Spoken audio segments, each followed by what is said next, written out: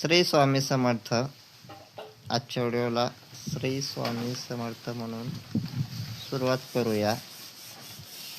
बुधवार 14 जानेवारी 2026 ह्या दिवशी बुधवारी 14 जानेवारीला मकर संक्रांती आली आहे. पण मकर संक्रांतीच्या दिवशी एकादशी पण आली आहे. त्यामुळे काही जणांच्या मनात हे गोंधळ निर्माण झाला आहे की संक्रांतीच्या दिवशी पूजा कशी करावी आणि पूजेसाठी किंवा आपल्याला जो वाण देत आहे, जे काही बाया मुली ह्याचे काही वाण देत आहे, तर महिलांसाठी हा व्हिडिओ आहे. काय काय दान द्यायचं आहे आणि वाण कसा द्यायचा आहे, पूजा कशी करायची आहे, याची मी तुम्हाला पूर्ण माहिती देणार आहे. चॅनलवर नवीन असेल तर चॅनल सबस्क्राईब करा आणि व्हिडिओला लाईक शेअर नक्कीच करा. जसं तुम्ही दर संक्रांतीला उपवास करतात, तसाच ह्या संक्रांतीला देखील उपवास करायचा आहे. सकाळी लवकर उठायचं आहे. शक्यतो 6 वाजता तुमची आंघोळ झाली पाहिजे. 6 वाजता तुमचं स्नान ते सगळं काही आवरून पूजेसाठी सामग्री काय काय लागणार आहे.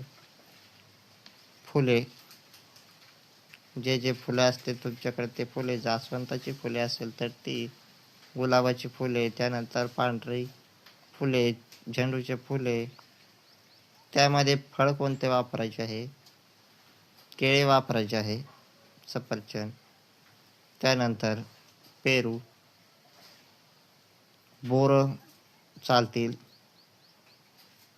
फक्त गाजर मुळा हे घेऊ नका पूजेसाठी. आणि एकादशीच्या दिवशी गाजर मुळा हे देखील दान करू नका आणि देवालाही वाहू नका. फक्त घ्यायचं एवढं साहित्य आणि त्यानंतर सूर्यदेवाची पूजा करायची आहे. सूर्यदेवाची पूजा करा. त्यानंतर सूर्यदेवाचा जाप स्क्रीनवर दिला जाईल. तो जाप तुम्ही करू शकता. 108 वेळा करायचा आहे. त्यानंतर दानासाठी काय काय सामग्री आहे, तुम्ही आजच्या दिवशी काय काय दान करायचं आहे. पिवळे वस्त्र दान करायचे आहे. तिळगुळाचे लाडू दान करायचे आहे. त्यानंतर केळी देखील दान करू शकता. तुम्हाला काही अजून दान धर्म, जो काही पैसे, सोनं हे दान करायचं असेल हे देखील करू शकता. शक्यतो तुम्ही जास्त काही जे काही उपवासाला चालतं ना तेच दान करा. तांदूळ, उडदाची डाळ हे संक्रांतीच्या दिवशी 14 जानेवारीला तर दान करू नका आणि देवालाही वाहू नका. ह्या दिवशी उपवासामध्ये तुम्हाला काय खायचं आहे? फळाचा आहार करायचा आहे. तिखट कुठलंही खायचं नाही. आणि तुम्हाला नंतर दान करायचं असेल, वाण द्यायचं असेल, जास्त वाण असेल तर तो 15 जानेवारीला करू शकता तुम्ही.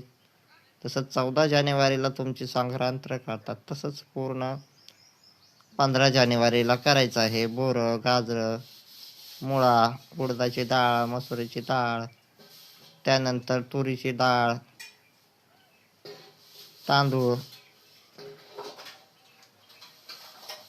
हे तुम्ही 15 जानेवारीला त्या दिवशी दान करू शकता, वाण देऊ शकता.